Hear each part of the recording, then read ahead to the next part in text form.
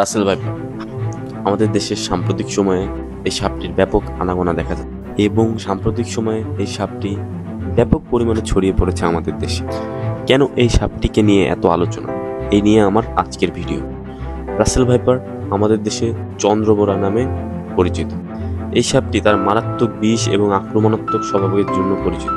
এই সাপটির বৈজ্ঞানিক নাম ডাবইয়া রাসেলি। রাসেল ভাইপার সাধারণত 1 থেকে 1.5 মিটার লম্বা হয়ে থাকে। এই শরীরের উপর সুন্দর কিন্তু ভয়ঙ্কর আকৃতির চাকার মতো দাগ থাকে এবং মাথা সাধারণত ত্রিকোণ আকৃতির এবং চোখ বড় হয়ে থাকে। রাসেল ভাইপার বিষধর প্রজাতির সাপের সাথে তুলনা করলে এটি খুবই বিষধর একটি সাপ।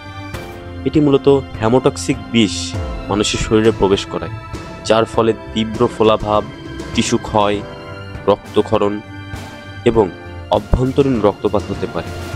দ্রুততম সঠিক চিকিৎসা না নিলে মৃত্যু পর্যন্ত ঘটতে পারে। তাই রাসেল ভাইপার কামড় দিলেই দ্রুততম সময়ে চিকিৎসা নিতে হবে। বাংলাদেশ, ভারত, পাকিস্তানে ব্যাপক পরিমাণে এর আনাগোনা লক্ষ্য করা যায়। রাসেল ভাইপার সাধারণত বাস করে বন, ঝোপঝাড়, কৃষিজমি এবং বসতি এলাকায়। এরা মূলত কৃষিজমিতে বসবাস করে বিধায় কৃষকদের জন্য এরা খুবই হুমকি। কারণ আমাদের বাংলাদেশের কৃষকরা দেখবেন তারা কিন্তু কোনো পর্যাপ্ত সুরক্ষা ব্যবস্থা ছাড়াই তারা চাষবাস কাজ করে থাকে।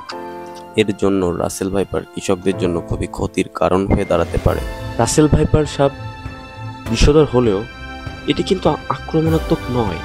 এরা তখনই আক্রমণ করে যখন মানুষ তাকে ধরতে যায় অথবা তার উপর চাপ দেয় অথবা তার উপর শরীরের উপর কোনো আঘাত সাপ যদি পেয়ে থাকে, তখনই এরা আক্রমণাত্মক হয়ে থাকে। রাসেল ভাইপারের কামড় কিন্তু মারাত্মক হতে পারে। এর কামড়ে মানুষের মৃত্যু পর্যন্ত হতে পারে। জরিপে দেখা গেছে বাংলাদেশে প্রায় 50,000 মানুষ বছরে এই সাপের কামড়ে আক্রান্ত হয়, যার মধ্যে অধিকাংশ মানুষই মারা যায়। তার সংখ্যাটাও কিন্তু কম নয়, 12,000। রাসেল ভাইপার যদি কামড়ায়, প্রথমে শান্ত থাকতে হবে এবং দ্রুততম চিকিৎসা কেন্দ্রে যেতে হবে। অ্যান্টিভেনাম ইনজেকশন এবং অন্যান্য চিকিৎসা দ্রুত শুরু করতে হবে। রাসেল ভাইপার বিশ্বের সবচেয়ে বিষধর সাপের মধ্যে একটি। এটি ভারতীয় উপমহাদেশের 4 মহান বিষধর সাপের মধ্যে একটি। আশা করছি আজকের ভিডিও থেকে রাসেল ভাইপার সম্পর্কে অনেক কিছু জানতে পেরেছেন।